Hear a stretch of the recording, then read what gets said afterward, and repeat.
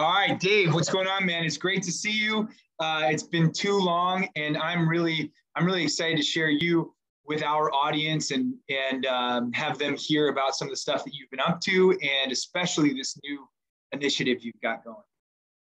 Hey, Jim, it's great to see you. It's been quite a while, so happy to catch up with you and to tell you about the work that we're doing in Haiti.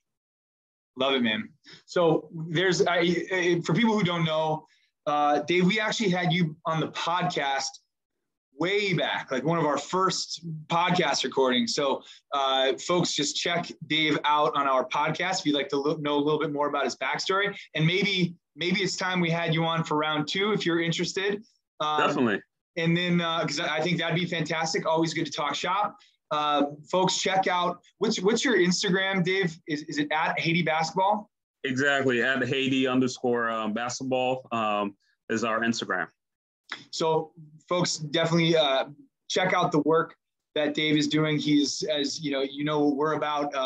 He is using basketball as the platform for a lifetime's worth of meaningful education, and he's doing it in a ton of different ways. Make sure you check it out. Today, Dave, we wanted to learn more about some of the kids who have essentially come through your program and been so successful. They're off to college. Can you share a little bit about that story and tell us what it looks like? Yeah, so when we started the organization in 2013, I always told people our goal wasn't to necessarily mold future professional basketball players. It's great if we have a kid who's talented and who could make that leap into becoming a professional basketball player. But as folks who work in sports, Jim, you and I both know that most of us just don't have the DNA to become professional athletes. You were luckier than I was in that sense. Now you got a taste of it. Luck is the right word, because I just barely a taste. Yeah, so the idea really behind our organization is really to use basketball as a tool to mentor and educate youth, to allow them to become civic-minded professionals who could contribute to the betterment of their communities and the world, really. And so we have a number of kids who've gone through our program who are now college age. We have 8 of them currently enrolled in universities, and 5 of these students, they've received full tuition scholarships from our organization through a partnership we have with one of Haiti's top accounting and business administration colleges to allow these youth to study business administration and accounting at that college. And we have about 10 or so of our kids who just graduated high school, and they're awaiting the results of their state exams to know if they'll be able to move on to university.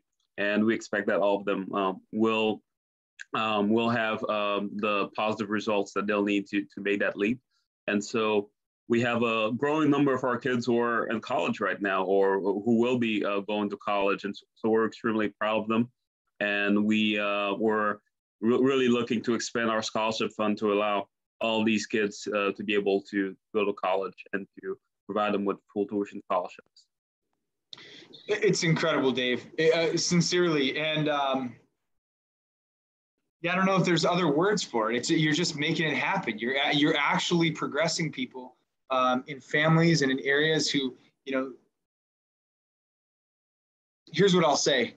It's impossible to know what the trajectory of those young people would have been without you, but it is fair to say, just from, I'll only speak for myself, just from what I've seen, from knowing you, the people that you've surrounded yourself with, it's fair to say that minimally, the kids that you work with stand a far better chance at being successful in no small way. It's just inspiring.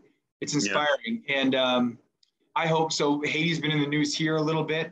I just felt like the timing was right to get you in front, like I said, of our audience, because I think, am I right to say that Basketball to Uplift the Youth of Haiti is always looking for donations, and especially at this moment in time, those donations would be funneled toward essentially these scholarships, right? Allowing these young people who've done so much amazing work to actually capitalize on sort of the next level of their education. Is that a fair way of putting it? Yeah, definitely. Especially since a lot of the youth from one of the two neighborhoods where we work at, Martissan, they've been going through a really tough time. As you mentioned, Haiti's been in the news quite a bit lately.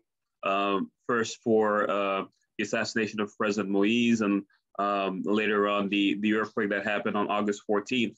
But before either of those two things happened, there's already a very difficult situation in Martissan, the neighborhood where I was born and raised, and where our first site was launched in 2013. You have warring gangs in that neighborhood that have made life a living hell, really, for folks in that neighborhood. And virtually everyone who lives there has vacated the area.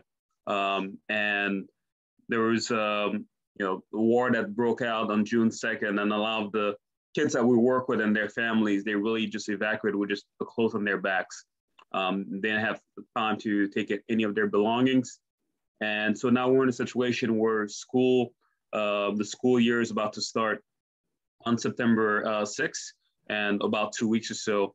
And a lot of these folks are in a very precarious situation where they're not able to go back to Martissan, so they have to find new places to stay and to start the school year. And they're in need of clothing, shoes, and school supplies to start out the school year. So we're trying to gather as much funds as possible to help them. We're going to have a back to school event on September 4th. This will be our second back to school event that we're doing, and we're going to be giving out school supplies and shoes that the Good Athlete Project is gathering up for us to provide to our kids. So we're very excited about that, and we're very grateful for your support. Yeah, absolutely. So, and that's a message when he says grateful, that he's talking to anyone out there who's listening to this. So like the efforts of bringing the shoes together, the cost of shipping them, we are going to try to pull together some school supplies as well.